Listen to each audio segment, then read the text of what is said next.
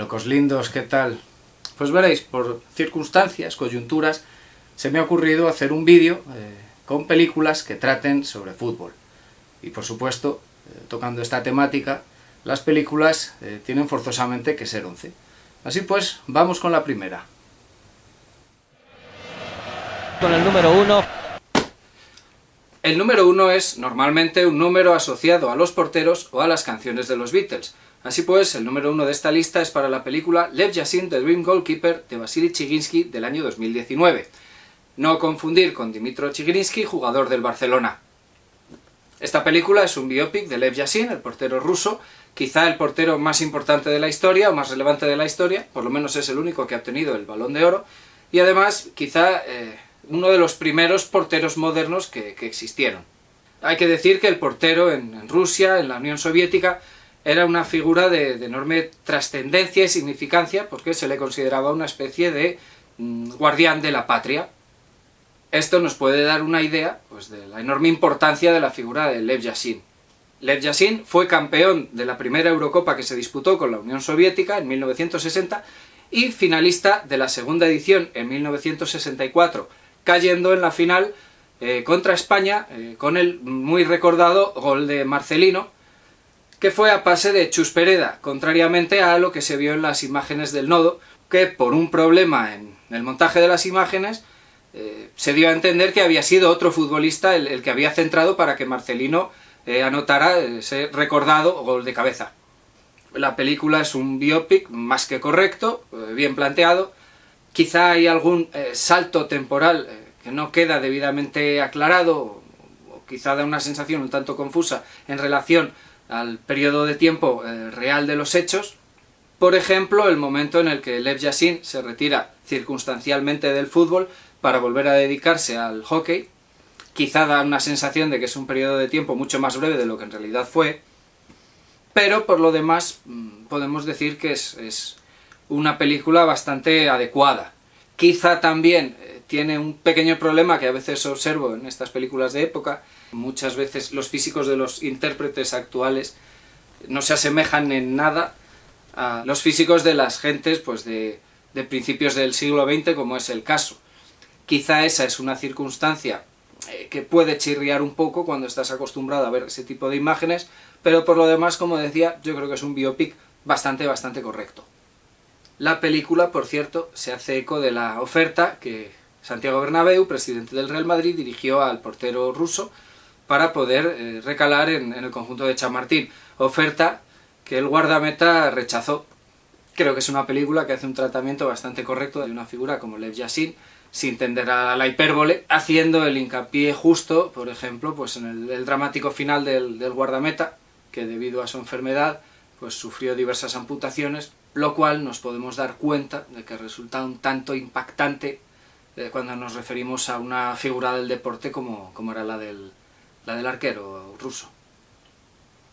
Con el 2. Camino a la Gloria o When Saturday Comes es una película de 1995 protagonizada por Sean Bean y dirigida por la directora Maria Gais. Es una cinta que presenta pues, la característica de mezclar bastante bien un relato sobre el mundo del deporte, sobre todo del mundo del fútbol en su vertiente amateur, además de mezclarlo con una historia de enorme contenido social. Esto la convierte en una película bastante británica. Se tocan temas pues, tan habituales en el cine social británico como el alcoholismo, problemas en el entorno familiar, problemas en el entorno laboral, ya sea por cuestiones de desempleo, como por peligrosidad, diversos temas que nos podemos encontrar, ya digo, en ese cine social tan habitual en las islas británicas. Sean Bean interpreta a Jimmy, un futbolista amateur que pese a su más que aceptable nivel futbolístico, no ha llegado a dar el salto a profesional por circunstancias de su propia vida. Parece que esta situación podría cambiar, podría revertirse cuando consigue una prueba con el Sheffield United, pero puede que, pese a todo, no sea fácil o puede incluso que sea imposible. Eso lo sabréis si veis la película. Y si os lo estáis preguntando, esta es una camiseta del Stoke City, equipo en el que jugó el mítico Stanley Matthews, que estuvo en activo hasta los 50 años, porque no tengo ninguna camiseta del Sheffield United. En cualquier caso, de tener una camiseta tendría de Sheffield Wednesday, que me gusta mucho más. Y se da la circunstancia de que estos no son los dos únicos clubes de fútbol de la ciudad de Sheffield. También está el Sheffield Football Club, que presume de ser el club más antiguo del mundo. De hecho, hay que mencionar que en Sheffield también se ambienta la película Full Monty, que se rodaría unos años después de esta, Camino a la Gloria. Es una ciudad, esta de Sheffield, que crecería bastante con la revolución industrial. De hecho, incluso se dice que duplicó y triplicó su población. Y ese nivel de industrialización llevó a que se crearan un montón de barrios, muchísima industria, hasta el extremo de que para George Orwell Sheffield era la ciudad más sucia, más contaminada del viejo continente. Por todas estas circunstancias, tanto futbolísticas como sociales, yo creo que la verdad la película encontró un buen terreno en el que desarrollarse. Y bueno, como curiosidad, al final hace su aparición el Manchester United dentro de la épica de la Copa Inglesa, que la Copa Inglesa es una competición muy especial porque se puede apuntar cualquier equipo, entonces se da la circunstancia de que es bastante frecuente que equipos muy importantes, muy grandes, como por ejemplo, pues eso, este Manchester United de la época, puedan acabar disputando una eliminatoria con equipos muchísimo más humildes. Que el Manchester United de 1995 no era cualquier cosa, o sea, tenía grandes estrellas del firmamento futbolístico, como eran, por ejemplo, el portero Peter Schmeichel, Eric Cantona, Roy Keane, Paul Scholes, Ryan Giggs, David Beckham, entre otros muchos. Ninguna de estas figuras aparece en la película, ni siquiera a modo de trasunto, pero bueno, sí que llama la atención ver la enorme vitola que tiene el Manchester United dentro de esta historia, ya digo, sobre todo con el contraste de ese equipo pequeño en el que juega el Jimmy que interpreta a Sean Bean. Y sirva para introducir que esta no va a ser la única aparición del conjunto de Old Trafford en esta lista. De hecho, va a estar bastante presente. Hay que decir que esta película es bastante conocida por los futboleros, porque en los tiempos en los que todavía se podía uno conectar a Marca TV, pues era una película que retransmitían con bastante asiduidad. Y la verdad es que yo creo que pues tiene bastantes elementos para llamar la atención, para que merezca la pena su visionado. Y por cierto, es una pena que, ya que Sean Bean parece pegarle bien al balón y ya se ha adentrado en el mundo de las películas sobre fútbol, pues no haya hecho también un biopic sobre el futbolista danés Michael Laudrup. Número 3. Camino hacia la gloria, Michael Corrente, año 2000. ¿Es acaso esta un remake, una segunda parte de la película de María Gais? No, padre. En realidad, en este caso tenemos una traducción mucho más lógica, porque su título original es A Shot of Glory, mientras que la protagonizada por Sean Bean se titulaba When Saturday Comes. Pero entiendo que quizá los traductores dijeron, como en la obra de Miguel Miura, Sublime Decisión, ¿para qué cambiar si así me ha ido bien? Está protagonizada por dos actores de bastante trayectoria, bastante relevancia, como Robert Duvall y Michael Keaton. Y aunque su argumento pues, es bastante diferente del de Camino a la Gloria, sí que tiene unos cuantos puntos en común que ahora vamos a tratar. Por ejemplo, el tema del alcoholismo. Aunque hoy en día nos pueda parecer algo que choca bastante con el estilo de vida de un deportista, bueno, el alcohol no era algo tan extraño en los jugadores británicos de los años 90 e incluso del 2000.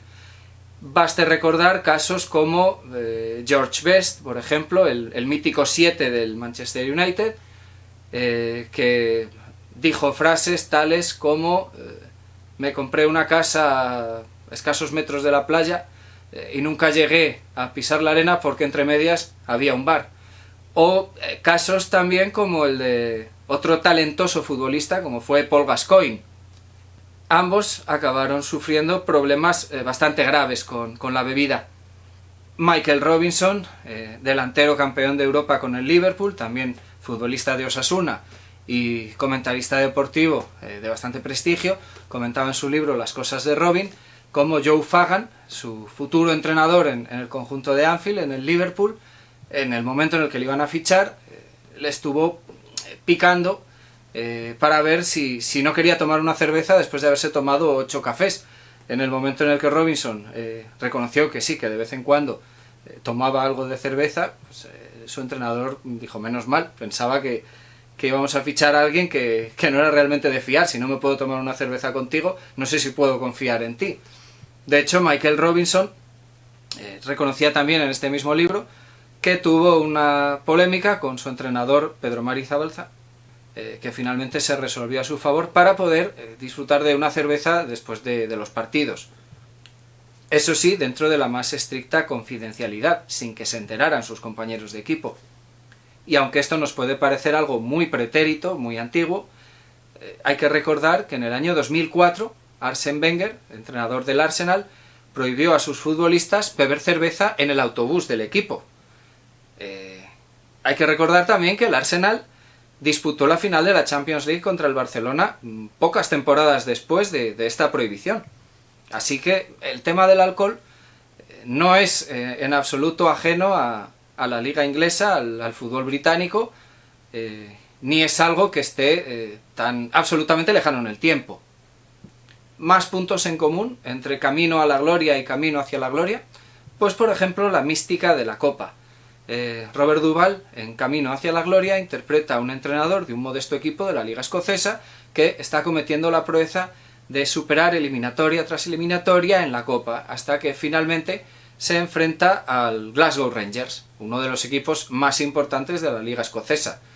Hasta su reciente desaparición, refundación y posterior retorno a la élite, hubo prácticamente una alternancia en el poder entre el Glasgow Rangers y el Celtic de Glasgow. Si no ganaba la Liga uno, la ganaba el otro. Pero, como decía, Camino hacia la Gloria también se nutre de esa mística de la Copa, esa posibilidad de que un equipo grande se enfrente a uno más humilde. Y la verdad es que esa mística los británicos la han sabido vender estupendamente. Por eso hay tantas películas británicas en esta lista. Y llegamos a un punto un tanto particular de Camino hacia la Gloria. ¿Por qué llevo la camiseta del Chelsea? Pues bien, porque en Camino hacia la Gloria se introduce una temática que me llamó especialmente la atención, la de los dueños de los clubes.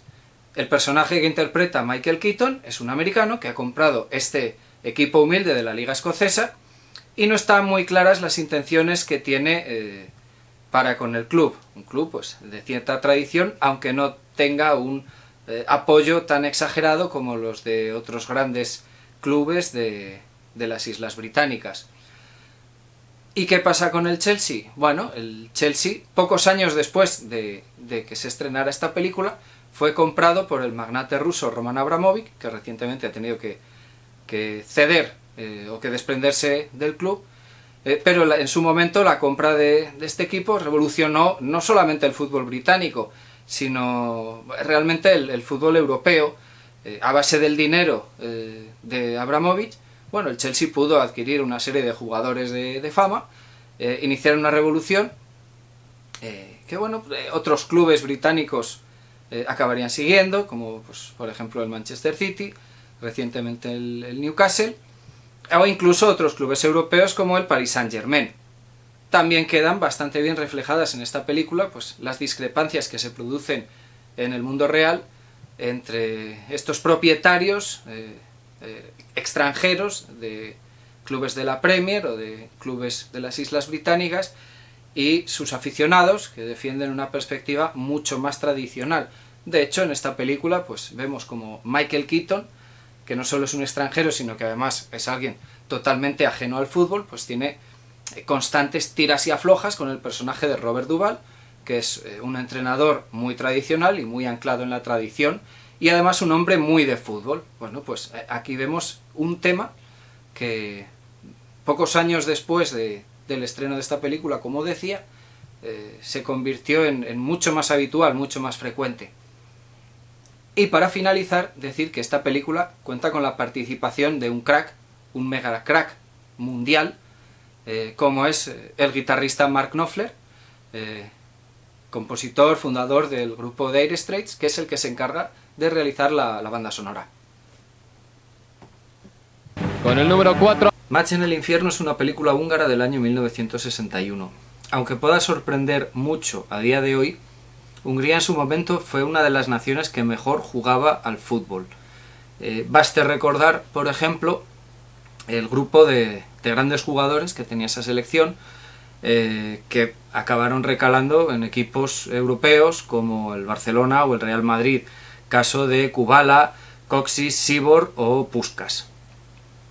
De hecho, la selección de Hungría fue la primera selección en derrotar a Inglaterra en su propio terreno de juego, en el mítico estadio de Wembley, a principios de los años 50, además infringiendo una derrota bastante severa, bastante dura.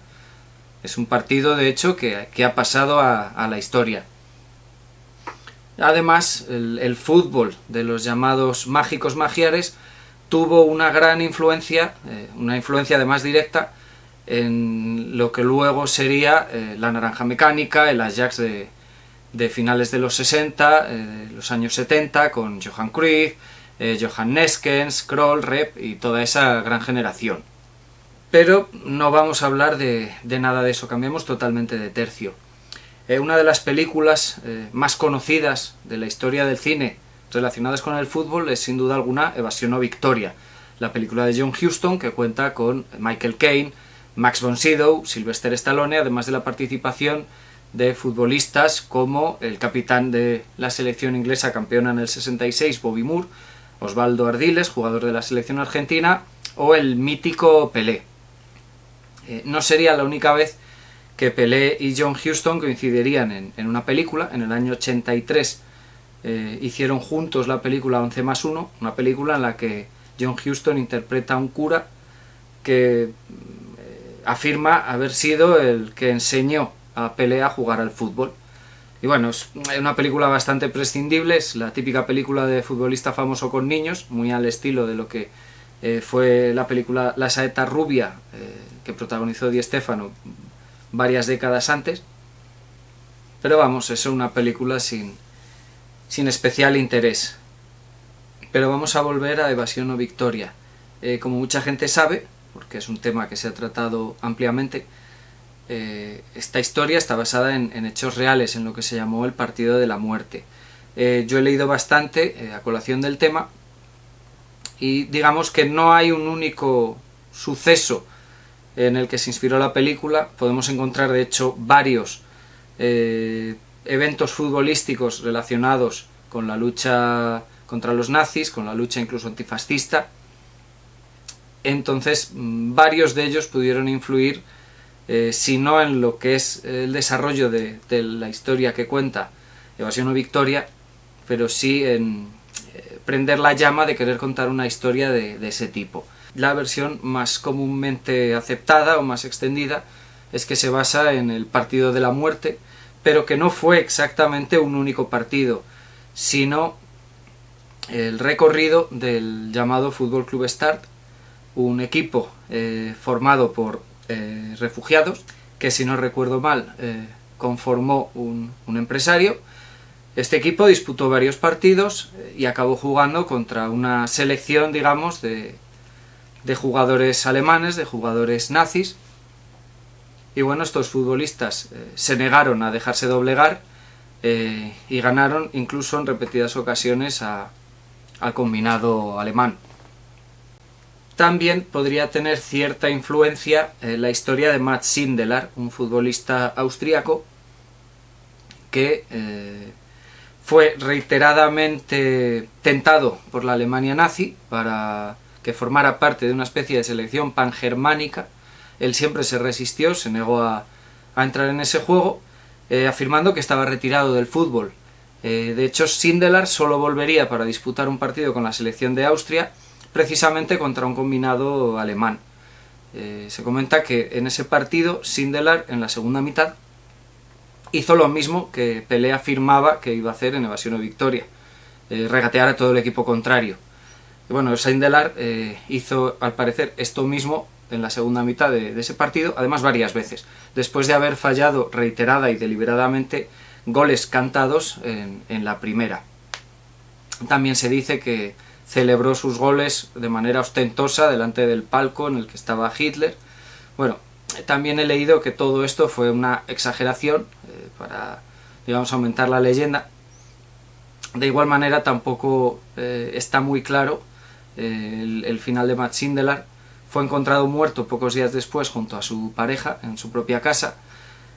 Hay quien dice que lo asesinaron los nazis, hay quien dice que él mismo se suicidó con gas sabiendo que iban a ir a por él después de esta provocación, y simplemente hay gente, que los menos románticos, que sostienen que Sindelar era muy despistado y se olvidó cerrar el gas y por eso acabó pereciendo. Sea como fuere, como decía, la historia del fútbol en la lucha contra el nazismo y contra el fascismo pues está llena de historias similares, entonces muchas de ellas muy difícilmente contrastables.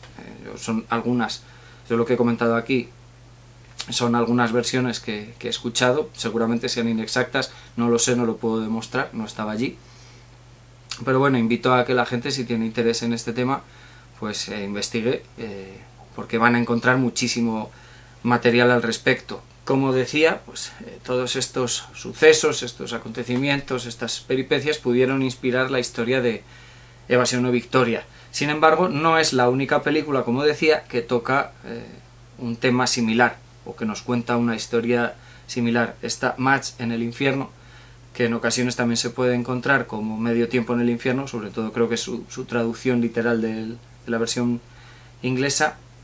Nos cuenta algo muy similar, un partido entre alemanes nazis, y un equipo conformado por refugiados, pero también con algunos nazis, puesto que entre los refugiados no eran capaces de conformar un 11 para enfrentarse a este otro equipo. No voy a comentar demasiado sobre Match en el infierno. Me pareció una grandísima película, una película sobre todo muy dura. Si piensas después de ver esta Match en el infierno en Evasión o Victoria, no voy a decir que te parezca una mala película la de John Huston, porque yo creo que no lo es, pero sí te parece tremendamente dulcificada. Insisto, no me parece mala, me sigue mereciendo un respeto, pero Match en el infierno realmente es bastante dura, bastante cruda. Tiene un tono muy de cine europeo, realmente implacable en la historia que te cuenta. Y como decía, no voy a ahondar mucho más en ella, pero sí es una película que recomiendo encarecidamente, incluso para aquellos que no les emocione, no les interese especialmente el fútbol. Con el 5. United, de Magnus Martens, del año 2003. Ya os había dicho que el Manchester United iba a aparecer bastante en esta lista. Está claro que es un club que ha sabido expandir su marca por todo el mundo, traspasando fronteras. Eso es algo que en su momento pues dijo el entrenador Louis van Gaal, que fue entrenador en Old Trafford durante un par de temporadas, si no recuerdo mal. Y muestra de ese furor que despierta en todo el mundo el Manchester United es esta cinta noruega como su antiguo delantero y también entrenador, Ole Gunnar Solskjaer. Esta comedia de tintes románticos está protagonizada por Kare, que es un chico que tiene dos sueños en la vida: casarse con la mejor chica del mundo y jugar en el Manchester United, pese a la oposición de todos sus compañeros de equipo e incluso su entrenador, que son todos del Liverpool. La que no es del Liverpool, precisamente, es la hija de su entrenador, con la que Kare comparte esa afición por el Manchester United. Pese a que en un partido, siendo niños, Kare consiguió hacerle 3 caños a Ole Gunnar Solskjaer, este mítico delantero del Manchester United, de hecho con un papel muy relevante en la consecución de la Champions League a finales del siglo XX, que ganó el United en el Camp Nou, Kare no ha conseguido jugar en el Manchester United, pero sí ha conseguido a duras penas, durante todos estos años, mantener el amor de Anna.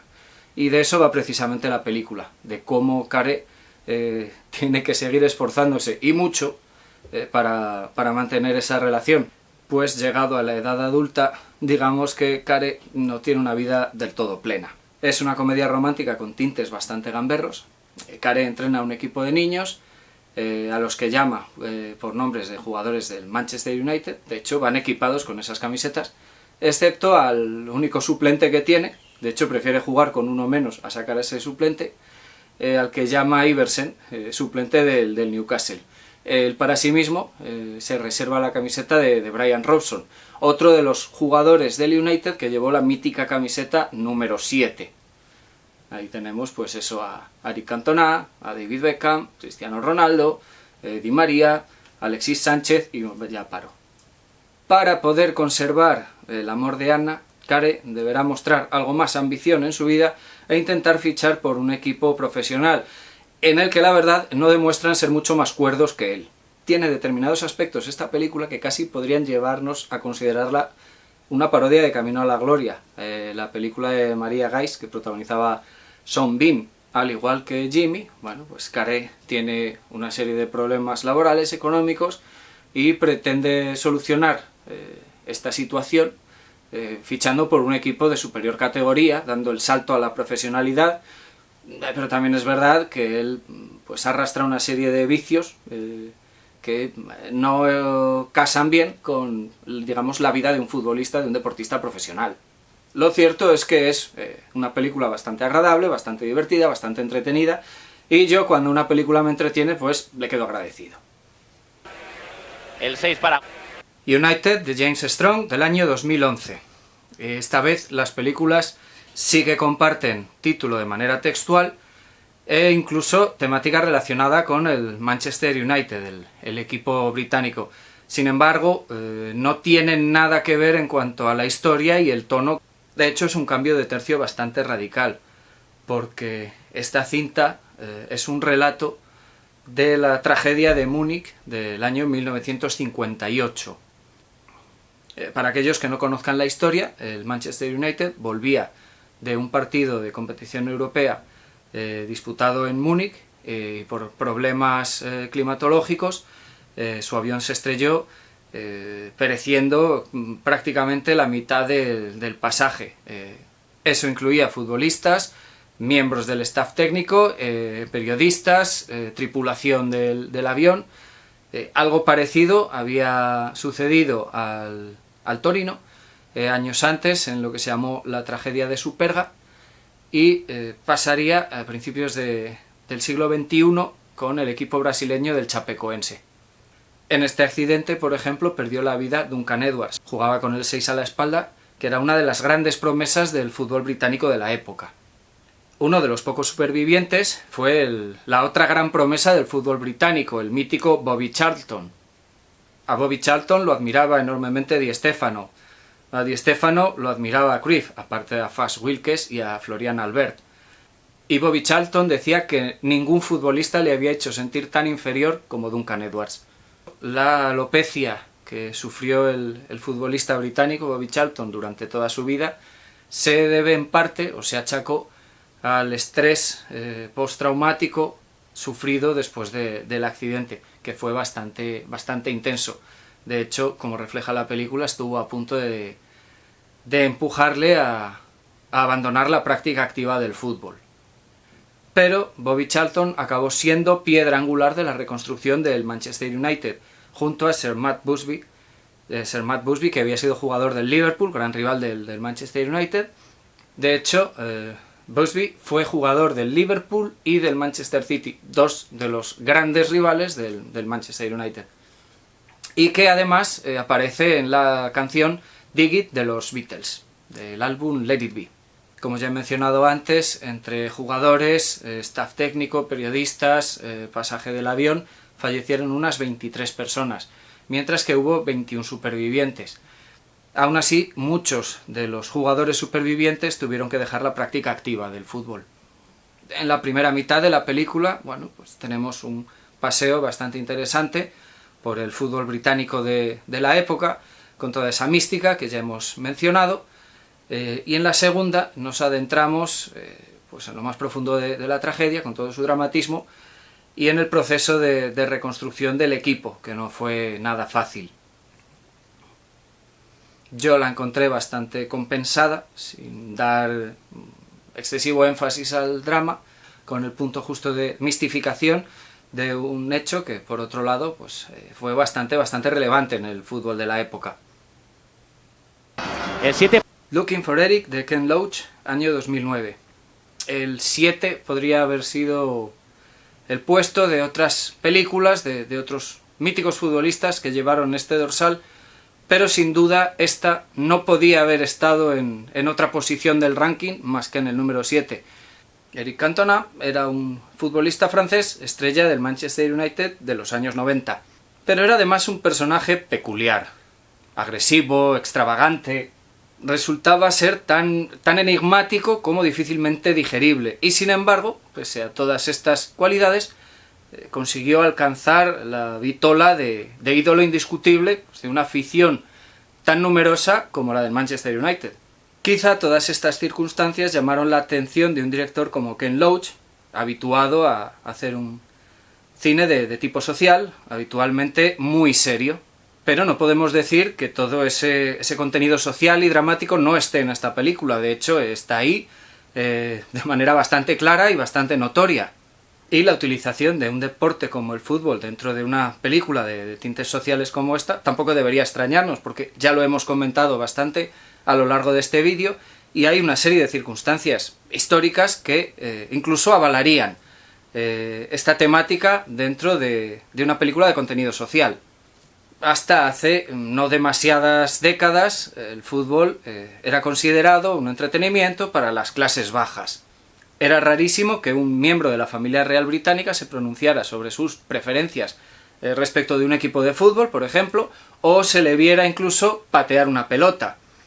Todo eso pues, fue cambiando a lo largo de los años, según se fue generalizando más el fútbol, pero es algo que de hecho sucedió en el cine, en los inicios del séptimo arte, cuando no tenía ni por asomo esta consideración. También se consideraba que era un divertimento que a las clases altas, a las clases no ya por pudientes, sino por élite intelectual, era algo que no les iba a interesar en modo alguno. Pero bueno, aparte de todas estas circunstancias que yo creo que hay que tener en cuenta para darle su justa relevancia a la película, en lo que se fundamenta principalmente es en realizar una especie de sueños de un seductor con la figura de Eric Cantona en lugar de la de Humphrey Bogart. Y por si acaso no os lo habéis preguntado todavía, ¿por qué llevo esta camiseta del Olympique de Marsella? Pues bien, porque Eric Cantona jugó también en el Olympique de Marsella, equipo francés, aunque está aquí está en esta película por haber sido figura del Manchester United. Pero no tengo tantas camisetas del Manchester United, maldita sea. Es que yo soy del Liverpool, como podéis comprobar. Pero bueno, como decía, esta aparición de Eric Cantona, casi a modo de daemonium socrático, pues da pie a situaciones bastante cómicas, bastante delirantes, bastante surrealistas, que son sucedidas por otras realmente crudas, que nos adentran de un golpe en esa temática social, en ese ambiente muy crudo, habitual en las películas de Ken Loach. La podemos interpretar como una especie de cuento. Es una película que realmente tiene muchos detractores, incluso dentro de los seguidores habituales del cine de Ken Loach. No es una película bien recibida, y sin embargo pues yo la encontré bastante entretenida, más que aceptable, y realmente me satisfizo. Me gustó mucho esa manera que tiene la película de saltar de la realidad a la irrealidad, o a una especie de realismo mágico, pero siempre dejando un pie en el marco de la puerta para que no se cierre esa puerta a la realidad. También podemos encontrar una referencia al Football Club United of Manchester, un equipo que crearon una serie de aficionados del Manchester United descontentos por la venta del club a sus propietarios norteamericanos. Como ya comenté antes, bueno, pues es una polémica cada vez más habitual en la Premier League. Y bueno, en este caso llevó incluso a una escisión de la afición, casi cual si fueran católicos y protestantes. Con el 8. United Passions, Frédéric Aubertin, del año 2014. No, esta película no nos habla del Manchester United, tampoco nos habla de ningún futbolista en concreto, ningún equipo, ningún club. Esta película lo que nos cuenta es la historia de la Federación Internacional de Fútbol Asociado, la FIFA, máximo organismo del fútbol mundial, que de hecho fue la que financió la producción. La película comienza con los primeros intentos de dar cohesión al fútbol mundial en cuanto a la normativa, competiciones, etcétera, etcétera. Nos habla también de la figura de Jules Rimet, que dio nombre al primer trofeo de la Copa del Mundo, que se quedó Brasil en propiedad, aunque fue robado en 2 ocasiones. La segunda ya no se recuperó, de hecho se considera que seguramente lo fundirían para aprovechar el oro.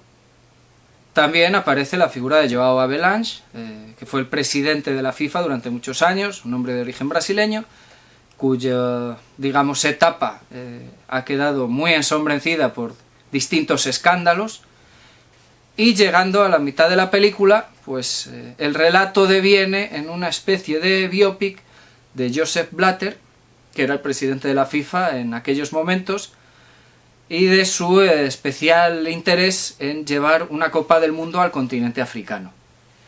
Bueno, pues, ¿qué puedo decir? Esta película tiene momentos interesantes, otros no tanto. Constata la soberbia inicial del fútbol inglés, que rehusaba, digamos, participar del conjunto del fútbol europeo y mundial, puesto que consideraban que al haber inventado el fútbol, ellos iban a jugarlo mejor que nadie y por consiguiente no tendrían rival.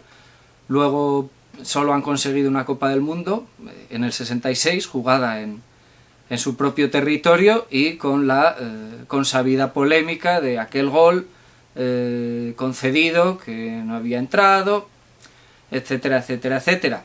Además, Inglaterra cosechó el vergonzante resultado contra Hungría del que hemos hablado anteriormente. La película, por ejemplo, no menciona el mítico gol de Telmo Zarra en el Mundial de Brasil, que supuso la primera eliminación de los ingleses de una competición de este nivel. Curiosamente, pese a que la película, a partir de la mitad, como ya he mencionado, se centra en la figura de Joseph Blatter y hace mucho hincapié en su intención de llevar un mundial al continente africano, no hay demasiadas referencias a la victoria de España en el Mundial de Sudáfrica, ni siquiera se refleja, como por ejemplo el maracanazo en el que Uruguay derrotó a Brasil en la final del Mundial, que estaban celebrando ellos mismos, que es uno de los grandes eventos o de los grandes sucesos o de los sucesos más comentados de la historia de los mundiales. De hecho, el gol de Iniesta en la final ante Holanda pues apenas se ve en un momento en los créditos del final, dentro de un montón de imágenes en las que pues podemos ver alguna jugada de Messi o de Cristiano Ronaldo, unos niños jugando en una favela, imágenes de un mundial, de otro, etcétera, etcétera. Pero bueno, es una película con clara vocación propagandística, aunque no quita para que a veces resulte agradable revisitar grandes momentos de la historia de los mundiales de fútbol, digamos, desde otra perspectiva. El 9.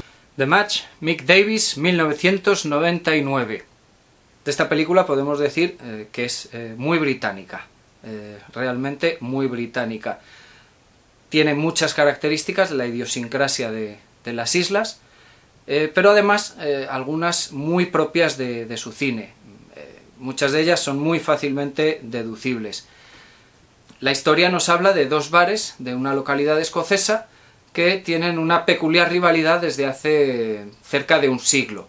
Entre los dueños de Le Bistrot, un bar de cierta clase social, y Benny, dueño del bar que llevaba su nombre, apostaron a que el equipo del Bar de Beni no podría derrotar en 100 partidos al equipo del Bar de Le Bistrot, del Bar de Angus. Y ese partido número 100 es el que toca precisamente ese año.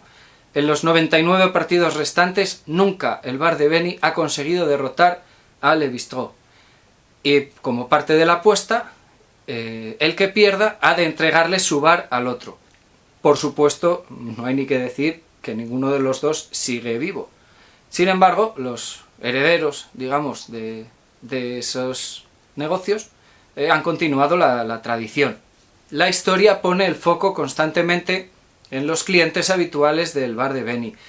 Si estamos acostumbrados a películas británicas como por ejemplo Despertando a Ned, o El inglés que subió una colina pero bajó una montaña, la reciente Almas en pena de Inisherin, o películas clásicas del cine británico de la productora Ealing como Pasaporte para Pimlico o Whisky a Gogo, digamos, protagonista colectivo, sin llegar a ser, digamos, el protagonista colectivo que aparecía en las películas de tinte soviético de directores como Eisenstein, insisto, este protagonismo colectivo es muy, muy, muy habitual de las cintas producidas en Reino Unido, ya sea en Inglaterra, Irlanda, Gales, Escocia.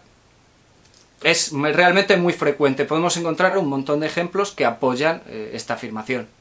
Esto no quita también que se haga énfasis en las distintas situaciones, vivencias, circunstancias de cada uno de los personajes. Pero como decía, pues ese contexto grupal, social, incluso físico, la ciudad no deja de ser un personaje y un condicionante, pues tienen muchísima relevancia en este tipo de cine. Por supuesto, el tono es cómico y además es excelente, y tiene un reparto realmente destacable. Además, al final hace un cameo Pierce Brosnan, que no es casual porque es uno de los productores de la película, así que otra razón más para estarle tremendamente agradecido al actor. Empezando por la serie Remington Steele, que era muy buena y además daba grandes aportes cinéfilos para todos sus espectadores. Au Football, Sergio Oxman, año 2015. Bien, este director tiene un cortometraje documental sobre Elmer Modlin y su familia. Elmer Modlin es un actor que podemos encontrar, por ejemplo, en la película de Roman Polanski, La semilla del diablo. Es uno de los componentes de la secta a la que se enfrenta Mia Farrow. Y además fue durante la época de los años 70, sobre todo finales de los 70, incluso principios de los 80, fue un actor que apareció en bastantes ocasiones en películas españolas. Si cito todo esto, precisamente es porque en la película Viva la clase media tuvo un encontronazo con el director José Luis García en mitad de un partido de fútbol del Real Madrid. Y cuando me refiero a que tuvo un encontronazo en mitad de un partido de fútbol del Real Madrid, me refiero a dentro de la película, porque García era uno de los actores, junto a Emilio Gutiérrez Cava, por ejemplo, y en una de las secuencias de esta película pues acuden al fútbol, a un partido de Copa de Europa, si no recuerdo mal, y tienen esa discusión con Elmer Modlin. Pero bueno, lo cito como anécdota, en realidad poco tiene que ver con la película de la que voy a hablar a continuación, que es una película que mezcla, en cierto modo, realidad y ficción. Incluso podríamos decir documental.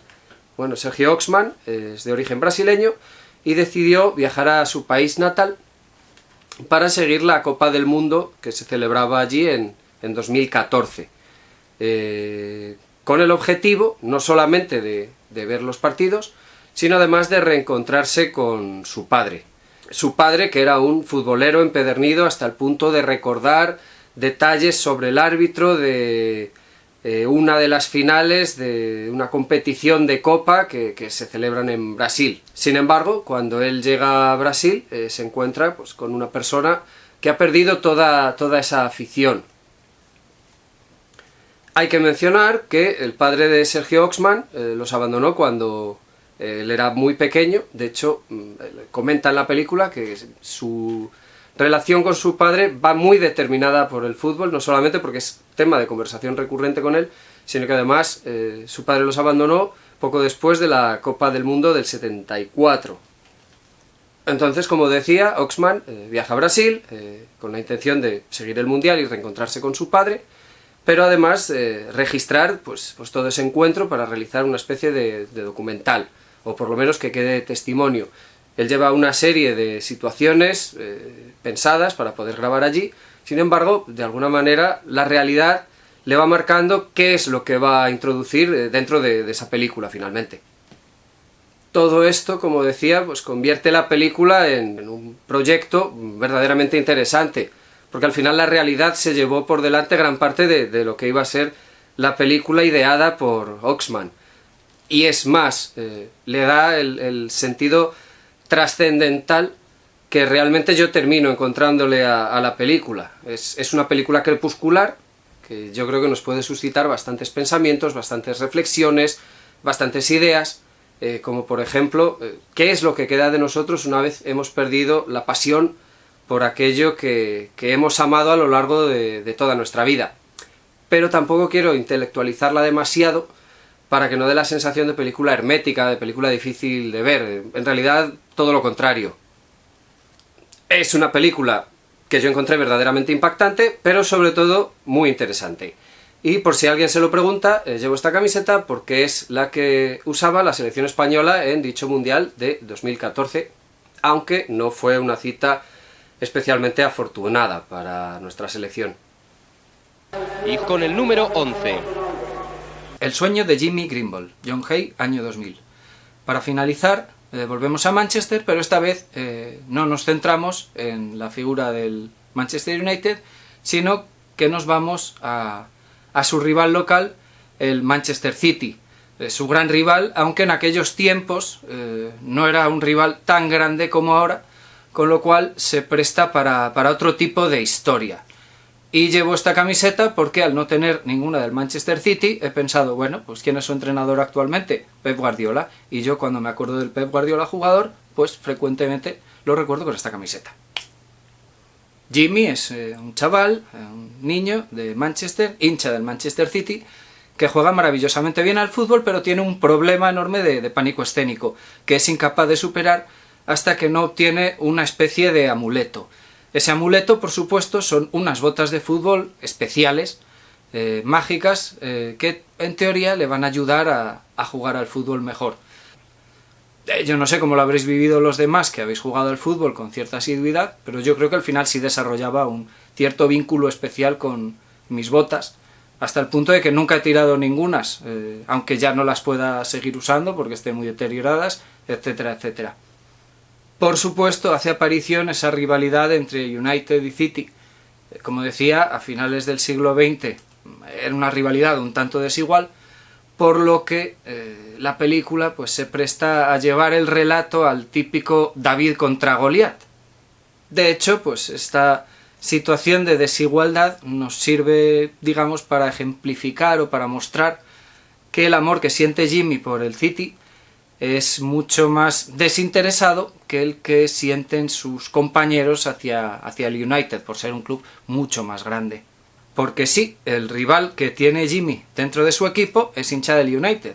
Además, pues es un chico de clase social más alta, incluso caprichoso y mimado, lo cual nos recuerda un poco a lo que se planteaba en el biopic de Pelé, con ese rival compañero que nos muestran con Pelé desde niño. Era un jugador blanco, de clase alta, que tiene otro tipo de facilidades y otro tipo de consideraciones muy distintas que las que tenían los jugadores negros en el país en aquella época. En esta película volvemos a encontrar un planteamiento que mezcla el fútbol con un drama de tinte social, con problemas de empleo, adicciones, juego, etcétera, etcétera. Pero el sueño de Jimmy Grimble es también un cuento expresado de una manera un tanto tradicional. Quizá precisamente ese toque de cuento nos hace la película mucho más agradable, mucho más llevadera, una película realmente para todos los públicos. No vemos a Robert Carlyle jugar al fútbol con la misma agresividad que en Trainspotting, pero precisamente por esa circunstancia unida a las demás, El sueño de Jimmy Greenball es una película bastante adecuada para ver, por ejemplo, en familia. Bueno, y esto ha sido todo. Espero que os haya gustado el vídeo, que os haya llamado la atención alguna de las películas e incluso que la veáis para complementar la experiencia de este Mundial de 2022. Un Mundial en el que, por lo menos para la gente de Castilla y León, como yo, la bufanda es un elemento mucho menos accesorio que nunca, porque hace un frío que pela, entonces se agradece. Y lo que dicen todos los youtubers, si os ha gustado, suscribíos, dadle al like, compartidlo, no sé, sugerídselo a Luis Enrique en un streaming de estos que está haciendo, pues a ver si me invita, o yo qué sé, o me regala una camiseta, o algo, lo que sea. Y si no, pues podéis comentarme cosas también, que tengo algún rato libre, hombre, me gusta hablar con gente. ¡Hala!